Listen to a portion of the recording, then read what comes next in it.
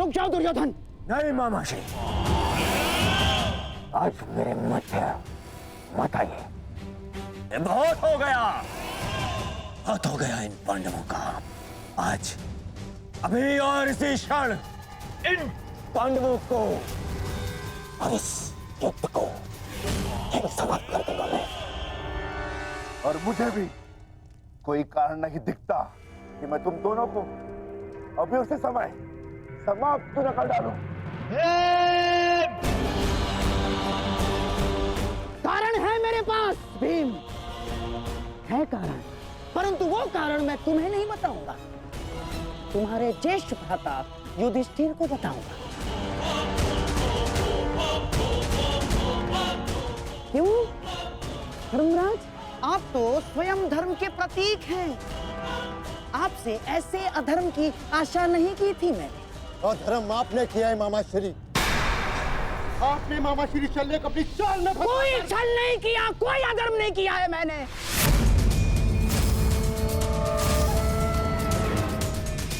कदाचित आप भूल रहे हैं धर्मराज कि अभी तक युद्ध के कोई नियम निर्धारित नहीं हुए, तो हम पर कोई बंधन नहीं है। हम अपना पक्ष बढ़ाने को पूर्ण स्वतंत्र हैं। और हमने जो कुछ भी किया ना धर्मराज, वो हमारा अधिकार था। और क्या किया हमने? हैं? हमने केवल और केवल एक अतिथि का सत्कार किया, बस।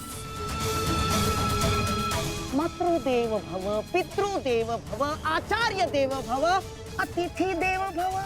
पढ़ा होगा आपने, हैं? अपने धर्म में। तो बताइए, एक अतिथि का सत्कार करना क्या दंडनीय है?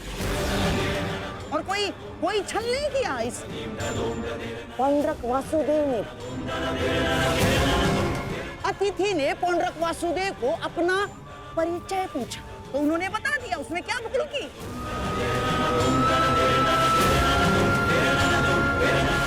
और हाँ, आपके मामाश्री शल्य पर हमने कोई दबाव नहीं डाला। ना ना ना ना ना ना, बिल्कुल दबाव नहीं डाला।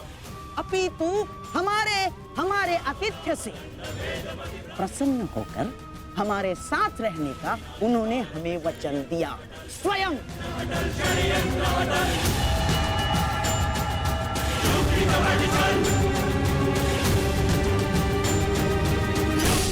धर्मराज, मुझे खेद है कि आपको मुझे धर्म समझाना पड़ रहा है। आपको क्या आपने धर्म शब्द का उच्चारण किया गांधार राज?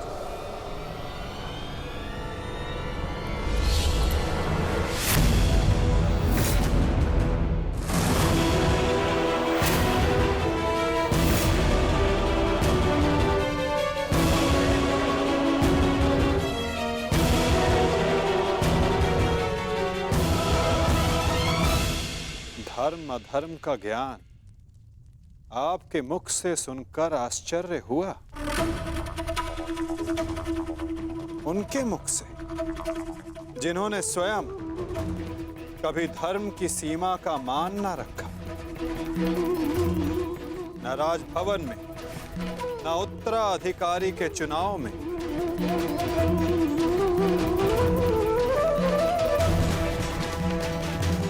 न द्यूत क्रीड़ा में, न दूत के सत्कार में। और आप धर्म की बात करते हैं गांधार राज। इनसे और क्या अपेक्षा की जा सकती है माधव?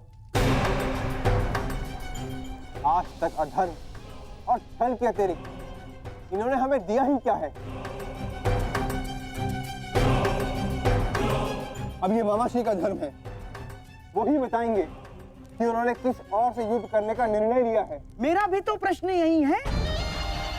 परंतु कुछ भी, कोई भी निर्णय लेने से पूर्व एक बार तनिक सोच लीजिएगा। हाँ? इस बात का स्मरण रखिएगा कि एक राजा का अपने नियम तो तोड़ना अशोभनीय, निंदनीय होता है।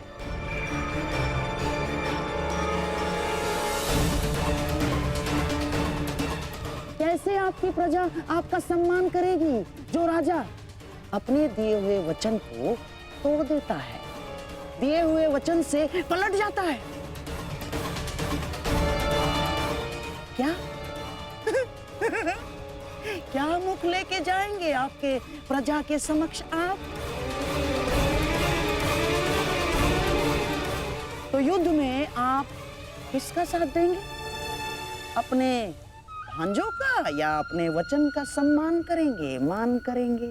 पुत्र नकुल, मुझे क्षमा कर दो, परंतु मेरे पास कोई विकल्प ही नहीं है।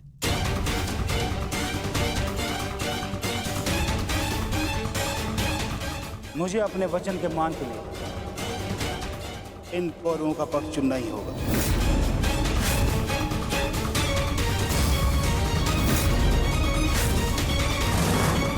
तो ठीक है मामा श्री, अब हम भी आप पर प्रहार करने के लिए सज रहेंगे।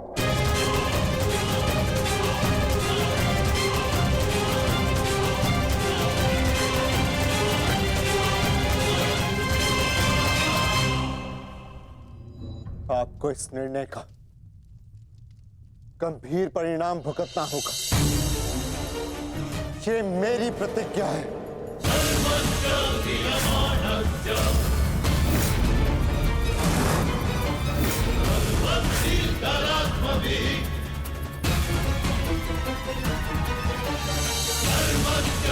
पुत्र,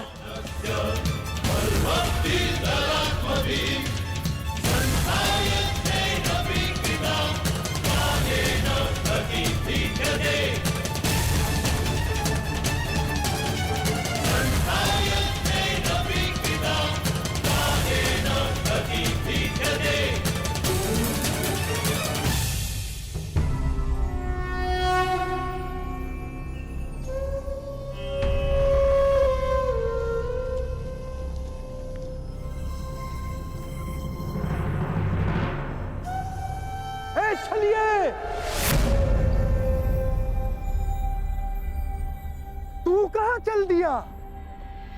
चलिए कृष्ण।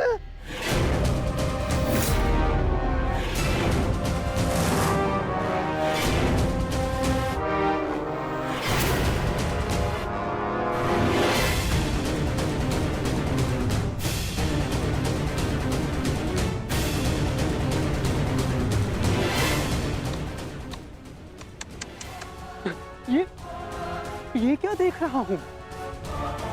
वो कृष्ण जिसके मुख से मुस्कान कभी जाती ही नहीं थी, आज वो इतना गंभीर मुख बनाकर बैठा है, इतना विद्रूप मुख बनाकर बैठा है।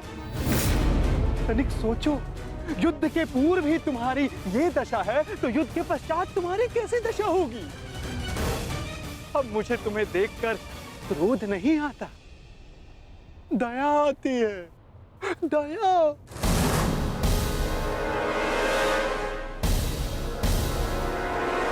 तुम्हारी सेना तुम्हारी नहीं रही, तुम्हारा पुत्र, उसने भी तुम्हारा साथ नहीं दिया, तुम्हारा भाई, उसने तुम्हारा पक्ष नहीं चुना, सब कुछ छीन लिया गया तुमसे।